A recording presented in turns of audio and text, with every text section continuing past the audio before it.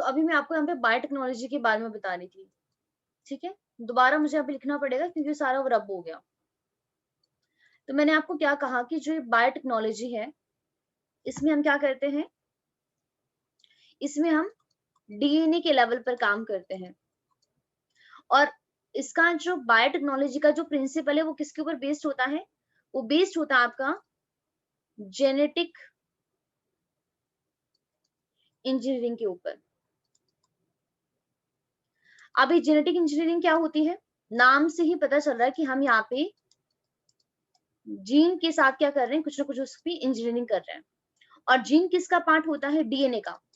अगर मैं सिंपल से साफ शब्दों में बोलूं तो कहने का मतलब ये है, हम यहाँ पे डीएनए का मैन्युपुलेशन करते हैं। और क्यों मैन्युपुलेशन कर रहे हैं, क्योंकि इसको मैनिपुलेट करके एक ह्यूमन बीइंग को कोई ना कोई बेनिफिट होने वाला है।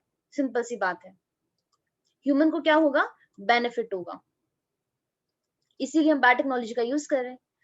अब बायोटेक्नोलॉजी में जेनेटिक इंजीनियरिंग का यूज करके हम यहाँ पे क्या बनाते हैं, हम यहाँ पे आरडीएनए बनाते हैं। अभी आरडीएनए क्या है, आरडीएनए होता है रिकॉम्बिनेंट डीएनए, ठीक है। आरडीएनए क्या है, रिकॉम्बिनेंट डीएनए। अब ये रिकॉम्बिनेंट डीएनए क्या है, अभी हम यहाँ पे स्पेसिफिकली बात की रिकॉम्बिनेंट डीएनए बनता कैसे है। जैसे अगर मैं सिंपल सा बताऊं कि रिकॉम्बिनेंट डीएनए क्या होता है, रिकंबाइन करना डीएनए को। तो रिकंबाइन का मीनिंग क्या है, जैसे यहाँ पे एग्जांपल लेते हैं कि मेरे पास एक डीएनए ये वाला है, ये मेरे पास ए डीएनए है, और एक डीएनए मेरे पास ये वाला है, बी डीएनए। अब मान लेते हैं कि अगर मैं इस बी डीएनए का थोड़ा सा पार्ट इस ए डीएनए के अंदर ट्रांसफर कर दूं, जैसे अगर मैं यहाँ पे बनाऊं यहाँ पे, तो जैसे ये ए डीएनए है, इसका हाफ पोर्शन, और हाफ पोर्शन के अंदर यहाँ पे मैंने बी डीएनए ट्रांसफर कर दिया है। तो यहाँ पे 2-2% के डीएनए आ चुके हैं, इसी को ही बोलते हैं आर डीएनए, रिकॉम्बिनेंट डीएनए, मतलब रिकंबाइन करना डीएनए को। अब ये जो हम रिकंबाइन करते हैं ना, ये किसके थ्रू करते हैं, इसी प्रोसेस के थ्रू करते हैं, इसको हम बोलते हैं जेनेटिक इंजीनियरिंग। तो आप इसको काफी डिटेल में करोगे। तो अभी हम बात कर रहे थे मेन आपकी हेपेटाइटिस बी के वैक्सीन की। अब आप सबको पता है कि हमारे पास जो आपका हेपेटाइटिस, हेपेटाइटिस स्पेलिंग एक मिनट, हेपेटाइटिस जो बी है वो किस वजह से होता है, वायरस की वजह से होता है। और उस वायरस को हम बोलते हैं एचबीवी, मतलब हेपेटाइटिस बी वायरस, जो हमारे किस पार्ट को इन्फेक्ट करता है, लीवर को इन्फेक्ट करता है। तो अब हमने इस एचबीवी मतलब हेपेटाइटिस बी वायरस के लिए क्या किया, वैक्सीन बनाई। अब वैक्सीन बनाने के लिए हमने किसका यूज किया, वैक्सीन बनाने के लिए हमने यूज किया आपकी फंजाई का। और इस फंजाई, कौन सी फंजाई का यूज किया, यीस्ट का यूज किया। अब यहाँ पे वास्तव मुझे थोड़ा सा बताना डिफिकल्ट है वो पूरा प्रोसेस बनाना, लेकिन मैं आपको एक फोटो दिखा सकती हूँ जिसकी हेल्प से आपको समझ में आ जाए। तो आप ये समझ लो कि जो मैंने यहाँ पे ये वैक्सीन बनाई है ना, इस वैक्सीन को बनाने के लिए मैंने किसका यूज किया है, मैंने इस रिकॉम्बिनेंट डीएनए टेक्नोलॉजी का यूज किया है। और इसकी हेल्प से ही हमने क्या किया है, एचबीवी वायरस की हमने क्या बनाई है, वैक्सीन बनाई है। तो इसकी हेल्प से हम क्या कर सकते हैं, बहुत ही ज्यादा लार्ज नंबर में, लार्ज अमाउंट में क्या कर सकते हैं, वैक्सीन का फॉर्मेशन कर सकते हैं। अभी इससे पहले मैं आपको एग्जांपल दे रही थी आपका इंसुलिन का, सॉरी वो मैं भूल गई। तो इंसुलिन में भी हमने यही किया था कि हमने वहां पे ई कोलाई बैक्टीरिया का यूज करके बहुत सारे इंसुलिन बना दिए, बहुत ज्यादा। इसीलिए आजकल मार्केट में इजिली अवेलेबल होते हैं इंसुलिन के इंजेक्शन। तो जो भी पर्सन आपके डायबिटीज से सफर करते हैं, हम उनको क्या देते हैं, हम उनको इंसुलिन का इंजेक्शन दे देते हैं। लेकिन इससे पहले बहुत साल पहले इंसुलिन मार्केट में इजिली अवेलेबल नहीं होती थी। क्यों नहीं होती थी, क्योंकि उस टाइम पे हम जो हमारे पास स्लॉटेड पिग होते हैं, कैटल होते हैं, उनकी पैनक्रियास हम लेते थे। तो आपको सोचो, पहले तो किसी भी एनिमल को किल करने के बाद वहां से आपका इंसुलिन लेना, वो बहुत ज्यादा एक्सपेंसिव भी होता था और आपका टाइम टेकिंग भी होता था। लेकिन बायोटेक्नोलॉजी की हेल्प से बहुत सारी चीजें आपकी सिंपल हो गई है। अगर मैं बायोटेक्नोलॉजी की आपको इंपॉर्टेंस बताऊं ना, तो इतना से बता सकती हूँ। आजकल जितने भी टेस्ट होते हैं ना हमारे पास, जैसे आपको पता है उसको ये एड्स के लिए हम कौन सा टेस्ट करते हैं, एलाइसा टेस्ट करते हैं। अब अगर कोविड का टेस्ट करवाना, आपको पॉजिटिव है या नेगेटिव है, हम आपका पीसीआर का टेस्ट करते हैं। ये सारे टेक्निक, जितनी भी टेक्निक है, सारी बायोटेक्नोलॉजी की ही एप्लीकेशंस हैं। बायोटेक्नोलॉजी के बाद ही हम इन सारी टेक्निक का यूज कर पाते हैं। तो ये समझ लो कि इसका यूज करके आज हमने बहुत सारे काम किए हैं और बहुत सारे इससे प्रोडक्ट भी बनाए हैं।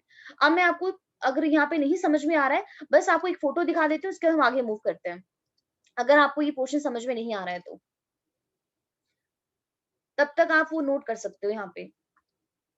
ये वाला पोर्शन कहाँ गया वो, चलो उसको, 1 मिनट बस, हाँ मुझे 1 मिनट का टाइम दो।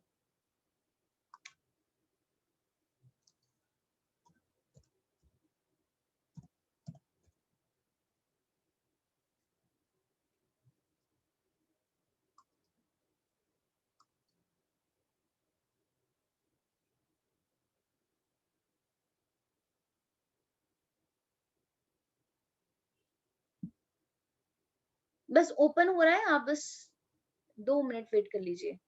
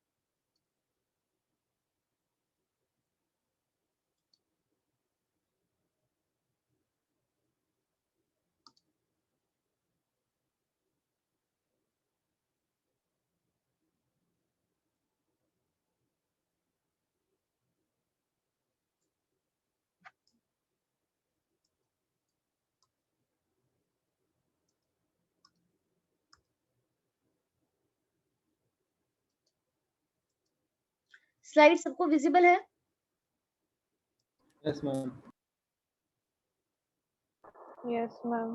ओके, अब एक बार देखिए, आप यहाँ पे देखिए, ये हमारे पास है हेपेटाइटिस बी का वायरस, ये वाला। अब ये जो हेपेटाइटिस बी का वायरस जो है, मतलब इसको एचबीवी वायरस ही बोलते हैं एक्चुअली। इसके अंदर डीएनए होगा या आरएनए होगा। अब देखिए हमने यहाँ पे क्या काम किया, अगर आप ध्यान से इसको देखोगे, और एक हमने यहाँ पे ले लिया आपका, 1 मिनट,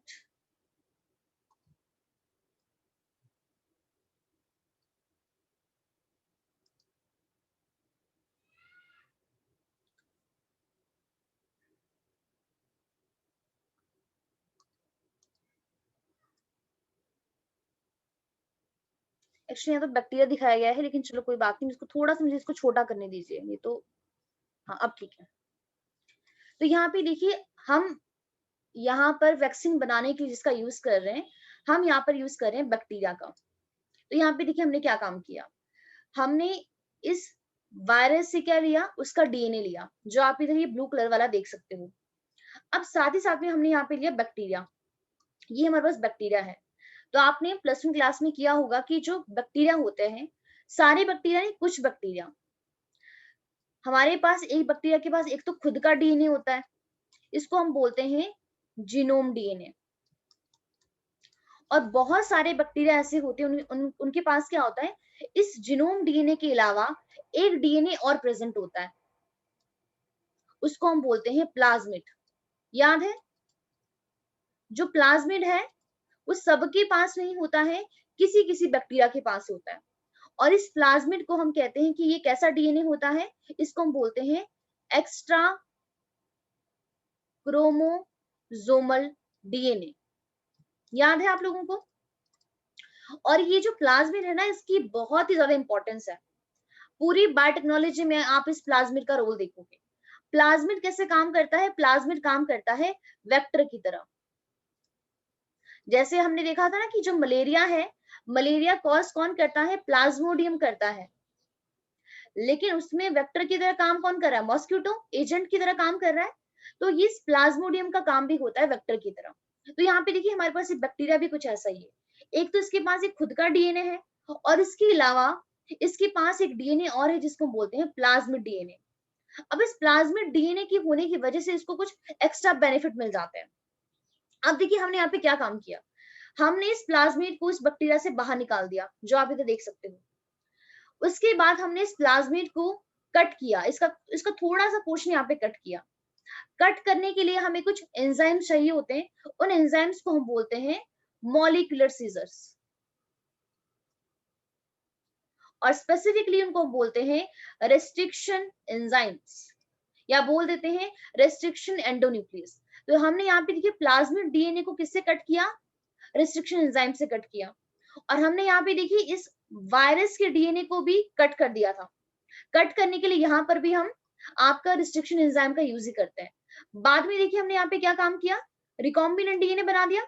मतलब इस प्लाज्मिड डीएनए को, और हमने यहाँ पे इस वायरस से जो डीएनए निकाला था उसको हमने यहाँ पे दोबारा रिकम्बाइन कर दिया। अब रिकम्बाइन करने के लिए भी हमें यहाँ पे एक एंजाइम चाहिए होता है जो आपका ग्लू की तरह काम करता है।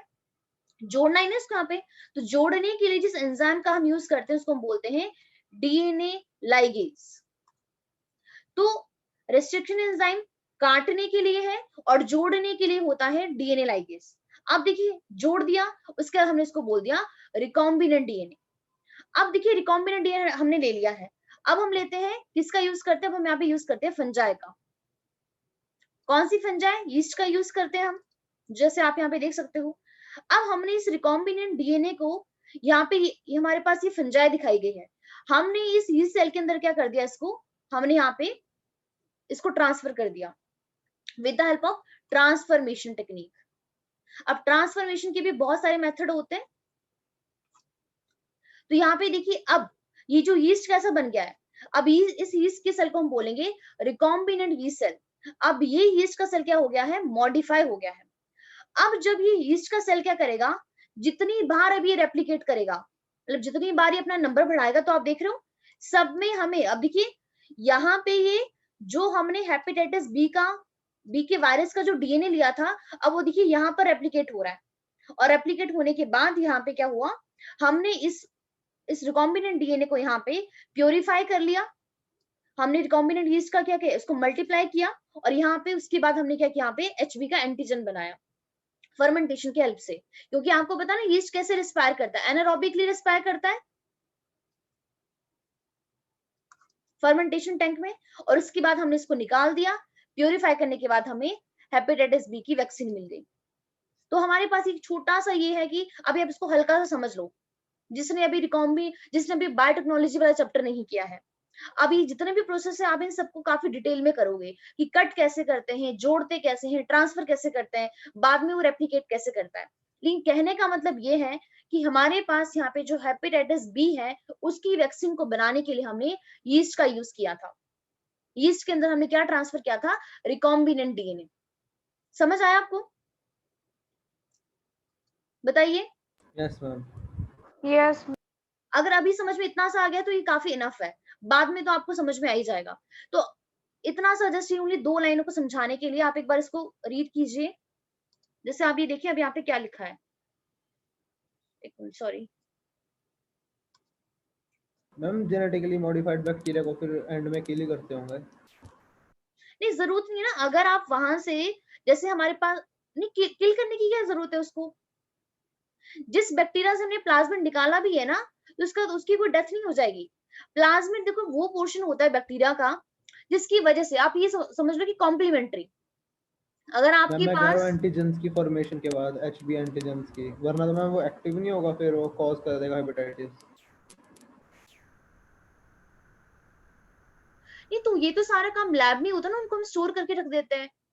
वैक्सीन को तो हमेशा स्टोर करके रखा जाता है कि जब भी उसकी जरूरत पड़ती है तो हर बार वैक्सीन के इंजेक्शन तो लगते ही हैं।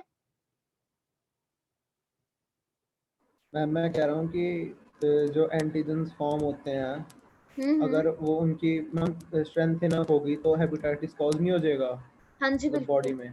तो मैं वही कह रही हूँ ना कि उनको डिस्कार्ड नहीं करते ना, उनको स्टोर करके रखते हैं, प्रिजर्व करके रखते हैं। जब भी वैक्सीन मान लेते हैं कि मैं हॉस्पिटल में जा रही हूँ, मैं बोल रही हूँ मुझे वैक्सीन हेपेटाइटिस बी की मुझे वैक्सीन लगानी है, तो उस टाइम पे उसको बनाएंगे थोड़ा, उनके पास अवेलेबल होनी चाहिए ना वो पहले से ही, उसको स्टोर करके रखा जाता है। मैम मैं अवेलेबिलिटी की बात नहीं कर रहा, मैं कह रहा हूँ कि अगर हम उसे मतलब बैक्टीरिया को किल नहीं करेंगे तो उससे असली हेपेटाइटिस नहीं कॉज हो जाएगा मैम, क्योंकि कौन सा स्ट्रेंथ काफी बैक्टीरिया? होगी मैम जिस जब एंटीजन्स बन जाएंगे प्लाज्मिड की वजह से। बैक्टीरिया तो है नहीं, वो तो यीस्ट है, फंजाई है। Ma'am sorry yeast. लेकिन मैं आपको वही तो कह रही हूँ, आप समझ रहे, मैं कह रही हूँ कि उस यीस्ट को ही हम प्रिजर्व करके रखते हैं, उसको ये नहीं है कि उसको छोड़ दिया बाहर। मैम प्रिजर्व करके बेशक रखते हैं, लेकिन जब हम वैक्सीन को इंजेक्ट करेंगे किसी बॉडी के अंदर, हाँ जी हाँ जी, उसके बाद कह अगर रहे हो मैम आप? Yeast, yes ma'am yeast living है अगर, हाँ जी तो मैम फिर वो क्या कहते हैं बॉडी में हेपेटाइटिस कॉज नहीं करेगी क्योंकि एंटीजन स्ट्रांग होंगे हाँ बिल्कुल। और जो ईस्ट एक्टिव देखिए, इम्यूनिटी ऐसे तो देखो हमारे ईस्ट पास हमारे एक्टिव एनवायरमेंट इम्यूनिटी में है। बिल्कुल, जो जो आरडीएनए होता है ना, मतलब जिसको हमने मॉडिफाई कर दिया उसको, बिल्कुल अगर उसका नंबर ज्यादा हो जाएगा तो ऑब्वियस सी बात है कि वो वहां पे इन्फेक्शन कॉज करेगी। तो मैम फिर इसे कैसे काउंटर करते हैं?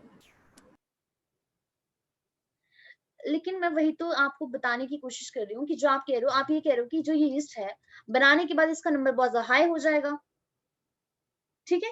आपका क्वेश्चन ये है ना कि वो उसका नंबर हाई हो गया, उसका हम अगर उसको रिलीज कर देंगे तो ये तो नेचुरल में ही इन्फेक्शन कॉज करेगी, तो मैम इसको मैं कह रहा हूँ कि अगर आप मतलब वैक्सीन किसी को इंजेक्ट करेंगे मैम, अब मान लो हम्म मैम कोई लगवाने आया और उसे हमने इंजेक्ट किया वैक्सीन हेपेटाइटिस बी की, तो हम्म मैम अगर यीस्ट लिविंग कंडीशन में बॉडी के अंदर एंटर करेगा तो हम्म वो हम्म। ज्यादा हद तक मल्टीप्लाई नहीं करेगा और वो जो वैक्सीनेशन के लिए आया था पर्सन उसे हेपेटाइटिस नहीं हो जाएगा। लेकिन वैक्सीनेशन में क्या आपको क्या लगता है कि हम लिविंग यीस्ट को इंट्रोड्यूस करेंगे? मैं वही कह रहा था मैम, यीस्ट को एंड में मारेंगे ही ना वैक्सीनेशन को कंप्लीट करने के लिए। हाँ बिल्कुल, उसको वीक करेंगे ना, यहाँ पे ये साफ साफ तो लिखा है कि वैक्सीनेशन में हम क्या करते हैं, इनएक्टिवेट करते हैं उसको, वीक करते हैं पैथोजन को, तभी मम्मी इंट्रोड्यूस पिछले किया ग्राफ जाता में है वो बॉडी स्टेप में। लिखा नहीं हुआ था ना, इसीलिए पूछ रहा था मैं। कहाँ पर नहीं लिखा था? मैम जो आपने ग्राफ दिखाया एचबी की वैक्सीन की प्रोडक्शन के लिए। नहीं, वहां पर तो उन्होंने वो प्रोसीजर बताया है कि वो बनाई कैसे, उन्होंने ये नहीं बताया ना कि अब आप उसको ट्रांसफर कैसे करोगे, वैक्सीनेशन में क्या हो रहा है, वो तो हमने यहाँ पे पढ़ ही लिया आपका, कि वैक्सीनेशन में जब भी हम क्या करते हैं, हम यहाँ पे उस पैथोजन के लिए क्या बनाते हैं, एंटीजेनिक प्रोटीन बनाते हैं, और वो प्रोटीन कैसे होती है, इनएक्टिवेटेड होती है, वीक होती है। अगर वो एक्टिवेटेड होगी, अगर वो हमारे लिए हार्मफुल होगी तो थोड़ा हम उसको इंट्रोड्यूस करेंगे अपनी बॉडी में। Ma'am can please repeat? मैंने कहा कि अगर वो हमारे पास जो भी वैक्सीन है, अगर आपका वो उसमें जो पैथोजन है अगर वो एक्टिवेटेड है, अगर वो काफी ज्यादा, अगर वो वीक नहीं है, अगर काफी ज्यादा स्ट्रांग है, तो थोड़ा उसको हम अपनी बॉडी में इंट्रोड्यूस करेंगे, तब तो ऑब्वियस सी बात है कि हमें इन्फेक्शन होगा ही होगा, काफी ज्यादा हाई डिग्री का। तो जो भी हमारे पास वैक्सीन जो वैक्सीन होती है उसमें हमारे पास इनएक्टिवेटेड और वीक पैथोजन ही प्रेजेंट होता है, एक्टिव नहीं होता है, स्ट्रांग नहीं होता है, वीक होता है, और आपका इनएक्टिवेटेड होता है। ऐसे अगर मैं हमारे कह रहा पास हूँ। वहां पे अगर वो स्ट्रांग पैथोजन होगा, एक्टिव होगा, तब तो जो सेम पैथोजन अगर एक्चुअल वाला इंफेक्शन होगा हमारी बॉडी में, सेम रिस्पॉन्स वो वाला आएगा। ठीक है वासु? Yes ma'am. तो यहाँ पे देखिए लास्ट लाइन जो यहाँ पे है, एक बार इसको रीड करते हैं, यहाँ पे क्या है, recombinant DNA technology has allowed the production of antigenic polypeptide of the pathogen in bacteria और द यीस्ट। तो हमने यहाँ पे क्या किया है, रिकॉम्बिनेंट डीएनए टेक्नोलॉजी की हेल्प से हमने क्या किया है, बहुत सारे पैथोजन के क्या बनाए हैं, पॉलीपेप्टाइड्स बनाए हैं, किसका यूज करके, बैक्टीरिया का यूज करके या फिर यीस्ट का यूज करके। तो वैक्सीन हमने प्रोड्यूस की है यूजिंग दिस अप्रोच। कौन सी अप्रोच? आरडीएनए। और हमने उसके बाद हमने क्या किया है, लार्ज स्केल पे प्रोडक्शन किया है, और उसके बाद हमें उसमें ग्रेटर अवेलेबिलिटी मिली है फॉर द इम्यूनाइजेशन। एग्जाम्पल दिया है hepatitis B vaccine produce from the yeast. Clear हो गया? अब इसके बाद हमारा जो नेक्स्ट टॉपिक आता है वो आता है एलर्जीज। एलर्जीज क्या होती है? तो एलर्जी क्या है, हमारी बॉडी का ओवर रिएक्ट करना कोई भी एंटीजन हमारी बॉडी में एंटर हो गया है और उसके बाद हमारी बॉडी क्या कर रही है, ओवर रिएक्ट कर रही है। जैसे आपने देखा होगा कि कई बार हमारी बॉडी में कुछ इस तरीके के सिम्टम्स आते हैं और कई बार इस तरीके से हो जाता है। तो ये क्या है, बॉडी का ओवर रिएक्ट करना, वही क्या होता है, एलर्जीज होता है। अब एनसीईआरटी में जो ओवर रिएक्ट के लिए एक लाइन लिखी है उसका नाम है एग्जैगरेट करना। हमारा जो इम्यून सिस्टम है अगर वो कैसा रिस्पॉन्स शो कर रहा है, एग्जैगरेट रिस्पॉन्स शो कर रहा है, किसके रिस्पॉन्स में, सर्टेन एंटीजन, मतलब कोई भी फॉरेन एंटीजन, कोई भी फॉरेन एजेंट, तो उसी को बोलते हैं एलर्जी। अब ये एलर्जी किस वजह से होती है, पहले तो ये समझते हैं कि कुछ यहाँ पे 2-3 टर्म्स समझते हैं, उसके बाद ही मूव करेंगे। अब हमने क्या कहा, एलर्जी क्या है, हमारे इम्यून सिस्टम को ओवर रिएक्ट कर रहा है, किसके रिस्पॉन्स में, कोई भी एंटीजन। अब ये एंटीजन कौन हो सकता है, एंटीजन कोई भी वायरस हो कोई सकता है, फॉरेन पार्टिकल होता है मैम, जैसे हाइपर सेंसिटिविटी होती है बॉडी को, तो उसकी वजह से वो ओवर रिएक्ट करता है। हाँ जी बिल्कुल, बैक्टीरिया हो सकता है, इवन आपके पोलन ग्रेन्स हो सकते हैं, और इवन आपका फूड भी हो सकता है। जैसे आपने सुना होगा किसी किसी को पीनट से एलर्जीज होती है। तो ये सारे virus, bacteria, pollen grains, food, इसके अलावा एक्सेट्रा और भी बहुत सारी चीजें, अगर ये हमारी बॉडी में एंटर हो रही है तो कई बार ये क्या कर सकती है, हमारा जो इम्यून सिस्टम है वो क्या करेगा, ओवर रिएक्ट करेगा अगर इनकी एंट्री हो रही है हमारी बॉडी में, और क्या कॉज करेंगे, एलर्जीज कॉज करते हैं। अब ये जितने जो हमारे पास है सारे ये जो एंटीजन जो है ना, इनको हम एक स्पेसिफिकली यहाँ पे नाम दे देते हैं, एलर्जी कॉज कर रहे हैं ना, तो जितने भी एलर्जी कॉजिंग एंटीजन है उनको हम नाम देते हैं एलर्जन का। ये आपको समझना है। तो एलर्जन क्या है, एंटीजन ही है, बट कैसा एंटीजन है, एलर्जी कॉजिंग एंटीजन है। अब देखिए यहाँ पर क्या चीज होती है, जो हमारे मास्ट सेल होते हैं, मास्ट सेल क्या होते हैं, एक स्पेशल टाइप के इम्यून सेल ही होते हैं। और जब भी हमारे पास एलर्जी वाली सिचुएशन आती है, जिसको भी आपने कहा था बिल्कुल हाइपर सेंसिटिविटी, तो हाइपर सेंसिटिविटी यही होता है ना, सेंसिटिव, एक होता है सेंसिटिव कि हम सेंस कर पा रहे हैं कुछ भी हमारी बॉडी में अगर कोई भी गलत एंटर हो गया, एक होता है कुछ ज्यादा ही कर पा रहे हैं, हाइपर कुछ हद से ज्यादा हाई सेंसिटिविटी हो रही है, तो एलर्जीज को ही हम हाइपर सेंसिटिव के केस में यहाँ पे स्टडी करते हैं। तो देखिए यहाँ पर क्या है, अब सबसे पहले तो आपको ये समझना है कि कौन सी एंटीबॉडी हाइपर सेंसिटिविटी और यहाँ पे एलर्जी के उसमें आपका रिस्पॉन्ड करती है, तो उसका आंसर है आईजीई। अब मैंने यहाँ पे आपको क्या बताया कि जो हमारे मास्ट सेल होते हैं, कि मास्ट सेल क्या होते हैं, एक इम्यून सेल ही है। इस इम्यून सेल के अंदर, मतलब मास्ट सेल के अंदर क्या होता है, हमारे पास हिस्टामिन होता है, इसके अंदर होता है नॉर्मल कंडीशन में, और एक केमिकल और होता है जिसका नाम है सेरोटोनिन।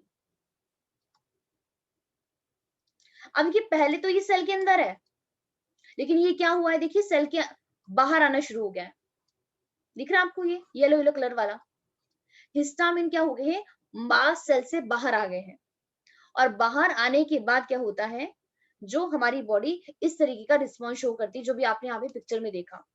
कौन सा वाला डायग्राम, ये वाला पीछे वाला, ये वाला, ये सारा का ये जो सारी प्रॉब्लम होती है हमारी बॉडी में, जो भी रिस्पॉन्स आता है, ये किस वजह से आता है, जब हमारे मास्ट सेल से बाहर क्या रिलीज हो जाते हैं, हिस्टामिन रिलीज होते हैं। अब क्वेश्चन राइज ये होता है कि हिस्टामिन रिलीज कैसे हुए, तो जो हमारा मास्ट सेल होता है उसके सरफेस पर अगर आप ध्यान से देखिए, यहाँ पे कौन सी एंटीबॉडी प्रेजेंट है, आईजीई एंटीबॉडी प्रेजेंट है, जो यहाँ पे कैसे काम कर रही है, ये यहाँ पे काम कर रही है आपका रिसेप्टर की तरह। तो मास्ट सेल के ऊपर कुछ रिसेप्टर प्रेजेंट है, और रिसेप्टर कौन है, एंटीबॉडी है। कौन सी एंटीबॉडी है, आईजीई एंटीबॉडी है। अब देखिए जब इस एंटीबॉडी पे कौन आ रहा है, एंटीजन आया, बाइंड हुआ, तो एंटीजन के बाइंड होने के बाद ही क्या हुआ, जो अंदर कौन प्रेजेंट थे हमारे पास, हिस्टामिन प्रेजेंट था, वो आपका बाहर निकलना शुरू हो गया सेल से बाहर, और उसके बाद ही क्या होता है, हमारा इम्यून रिस्पॉन्स क्या शो करता है, एग्जैगरेटरी रिस्पॉन्स शो करता है, जो आप यहाँ पे देख सकते हो। अब अगर हम चाहते हैं कि डेथ होती है उससे, हाँ जी, मैम एंटीजन की डेथ होती है, एंटीजन की डेथ होती है कनेक्टिंग विद आईजी उसकी बाइंडिंग के बाद? Yes ma'am.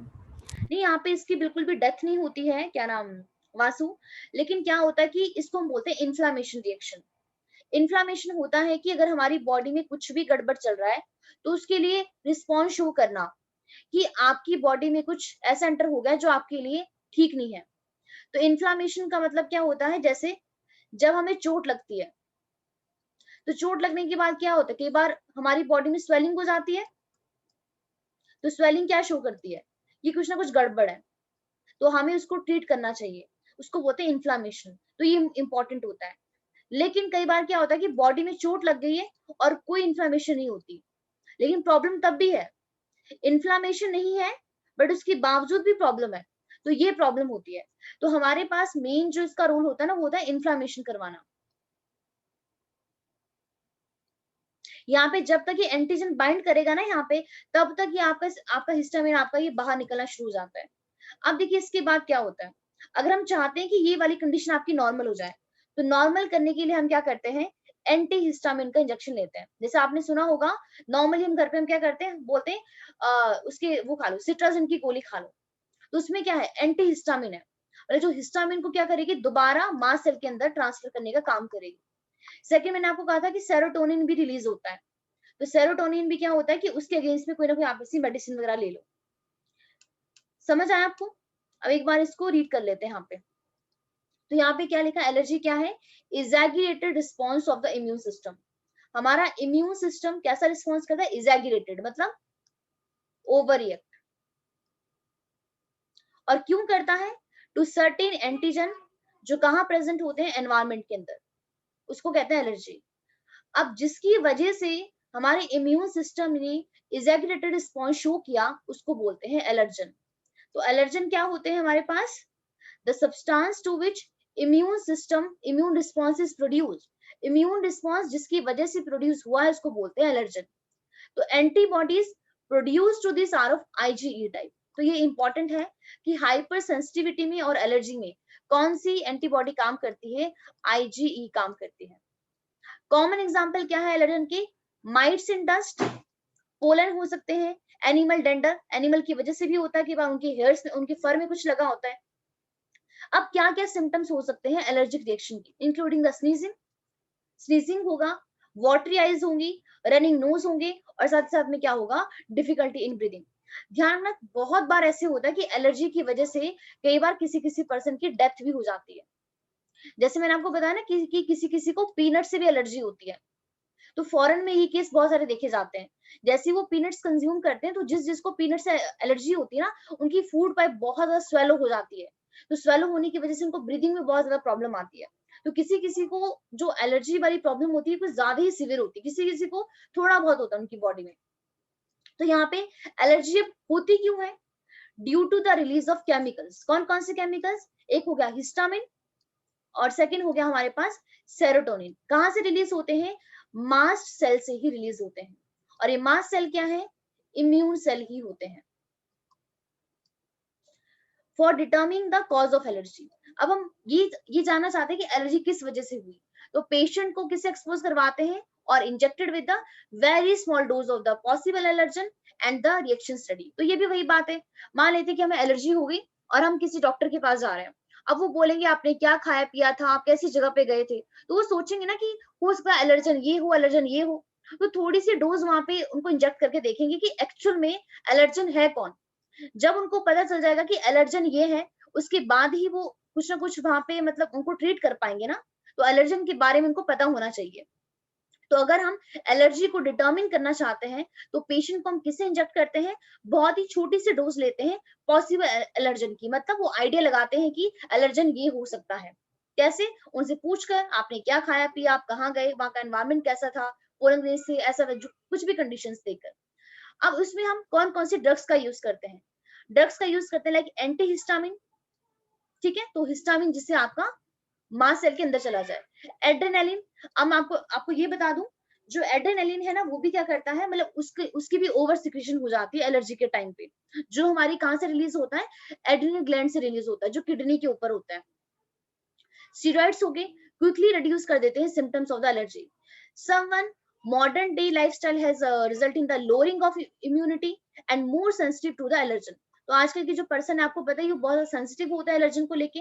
And more and more children in the metro cities of India suffer from allergy and asthma due to the sensitivity to the environment. So this could be because of the protected environment provided early in life. क्यों? क्योंकि जब एक बच्चा वो छोटा सा है, हमने उस बच्चे को इतना ज्यादा अच्छा एनवायरमेंट दिया कि मिट्टी में नहीं खेलना, ऐसे नहीं करना, वैसे नहीं करना है, कि कोई भी एंटीजन उसकी बॉडी में बहुत कम एंटर हुए हैं.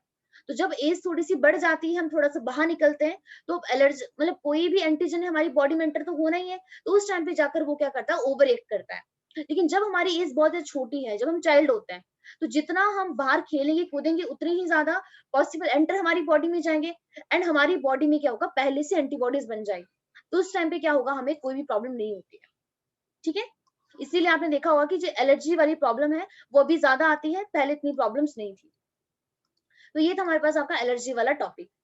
अब इसके बाद जो है वो है ऑटो इम्यूनिटी का.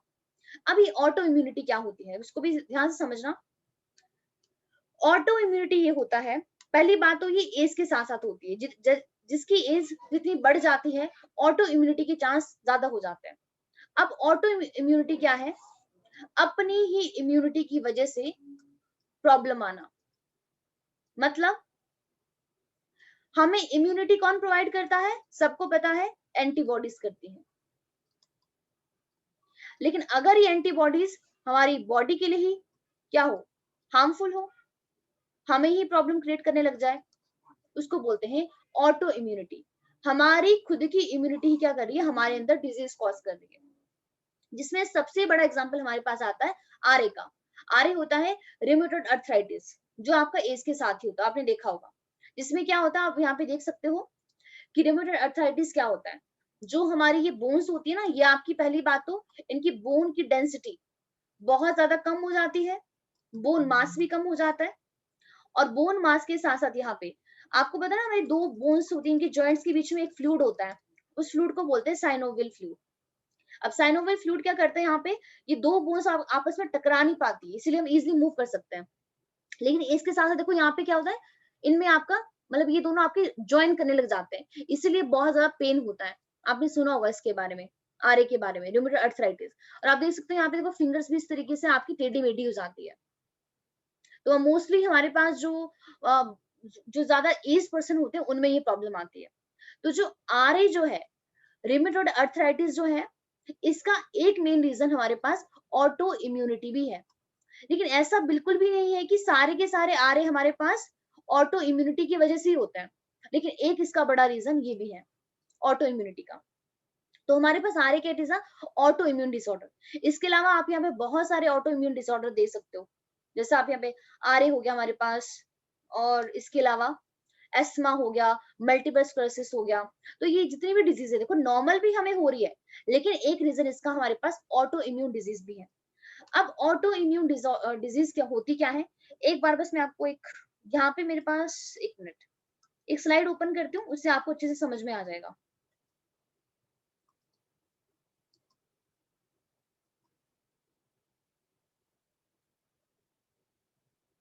अच्छा, आपने +1 में भी पढ़ी थी आरए वाली डिजीज, याद है आपको, ह्यूमन फिजियोलॉजी के लोकोमोशन एंड मूवमेंट वाले चैप्टर में. और वहां पर भी आपने पढ़ा था it is auto immune disorder, याद है.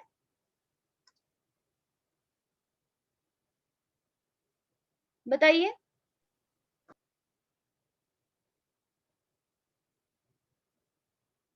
आप तो कुछ बोल ही नहीं रहे हो, प्लीज बोलिए. No ma'am. नहीं याद है, ठीक है. जैसे एक्चुअली सॉरी, यहाँ पे कुछ और ही है, लेकिन कोई बात नहीं, आपको इसी से समझ में आ जाएगा. एक आपने +1 में एक आपकी एक और डिजीज पढ़ी थी जिसका नाम था माइस्मिया ग्रेविस. ये भी हमारे पास एक ऑटो इम्यून डिसऑर्डर ही होता है. अब देखिए यहाँ पे क्या हो रहा है, इसको समझाते इससे आप उसको रिलेट कर पाओगे कि आरए के अंदर क्या हो रहा है, क्योंकि एक्चुअली उसकी मेरे पास फोटो नहीं है, बट आप इससे समझ लो. तो माइस्मिया ग्रेविस में क्या होता है, आप देख सकते हो, पर्सन एक पार्शली पैरालाइज हो जाता है. ठीक है, उसकी मसल्स यहाँ पे प्रॉपर ढंग से आपकी कॉन्टेक्ट नहीं हो पाती है, कॉन्ट्रेक्शन की वजह से वो आपका मूव नहीं कर पाता है. तो यहाँ पे देखिए माइस्मिया ग्रेविस भी क्या है, it is a auto immune disorder. अब जैसे यहाँ पे देखिए ये हमारे पास मसल है, ठीक है। आई होप आपने वो मैकेनिज्म पढ़ा होगा कि हमारी मसल कॉन्ट्रेक्शन कैसे करती है। और देखिए ये हमारे पास न्यूरॉन है,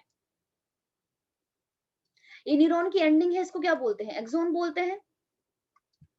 अब देखिए इस एक्सोन से यहाँ पे क्या हो रहे हैं, हमारे पास न्यूरोट्रांसमीटर रिलीज हो रहे हैं। और कौन सा न्यूरोट्रांसमीटर यहाँ पे दिखाया गया है, एसिटाइलकोलिन का। अब हमारे पास ये देखिए ये जो मसल्स हैं, इस मसल के सरफेस पे क्या होते हैं, कुछ रिसेप्टर होते हैं, किसके लिए, एसीएच के लिए, जिसको हम बोलते हैं एसिटाइलकोलिन रिसेप्टर। जैसे ये आपका यहाँ पे बाइंड हो पाता है, तो बाइंड होने के बाद यहाँ पे क्या होता है, नॉर्मल ढंग से हमारी मतलब प्लीज आपको याद होगा कि हमारे पास यहाँ पे क्या होते हैं, सार्कोप्लाज्मिक रेटिकुलम प्रेजेंट होते हैं, जो आपकी कैल्शियम स्टोर करते हैं। कैल्शियम रिलीज होना शुरू हो जाता है एंड हमारी मसल्स क्या करती है, कॉन्टेक्ट करना शुरू कर देती है। लेकिन यहाँ पे देखिए ऑटो इम्यून डिसऑर्डर में क्या हो रहा है, एंटीबॉडीज आती है, हमारी खुद की एंटीबॉडीज है, और यहाँ पे क्या हुई देखिए, इस एसीएच के रिसेप्टर पर आकर बाइंड होगी। अब बाइंड होने के बाद क्या हुआ, जब ये एसीएच आया, न्यूरोट्रांसमीटर आया और इसने यहाँ पे बाइंड होना था, तभी हमारी मसल्स आपकी कांटेक्ट कर सकती है। और इस केस में देखिए यहाँ पर क्या हुआ, अब यहाँ पे बाइंडिंग है तो ये बाइंड नहीं कर पाएगा, तो ट्रांसमिशन नहीं हो पाएगा, ट्रांसमिशन नहीं हो पाएगा, हमारी मसल्स क्या नहीं कर पाएगी, कांटेक्ट नहीं कर पाएगी। और आपको पता है कि अगर मसल के अंदर कॉन्ट्रेक्शन नहीं होता तो हम क्या नहीं कर सकते हैं, मूव नहीं कर सकते हैं, मूवमेंट नहीं होती है। मूवमेंट तभी होती है जब हमारे पास न्यूरॉन से क्या आते हैं, न्यूरोट्रांसमीटर आते हैं, वो हमारे जो मसल्स होती हैं उनके पास कुछ रिसेप्टर होते हैं जो उस केमिकल को रिसीव करते हैं। रिसीव करने के बाद ही क्या होती है, बाइंडिंग होती है। लेकिन यहाँ पे देखिए हमारी खुद की एंटीबॉडीज ने यहाँ पे क्या कर दिया, इसका रिसेप्टर को ही ब्लॉक कर दिया, जिसकी वजह से प्रॉब्लम कहाँ पे आती है कि हमारी फटीग, पेन होता है बहुत ज्यादा, weakening and paralysis of the skeleton muscle. तो जस्ट मैं आपको यहाँ पे ये बताने की कोशिश कर रही हूँ कि ऑटो इम्यून डिसऑर्डर में क्या होता है, हमारी खुद की ही एंटीबॉडीज ऐसा काम करती है जिसकी वजह से हमारी बॉडी में प्रॉब्लम आती है। समझ आया आपको? Yes ma'am. तो यहाँ पे देखिए क्या है, मेमोरी बेस्ड, एक मिनट,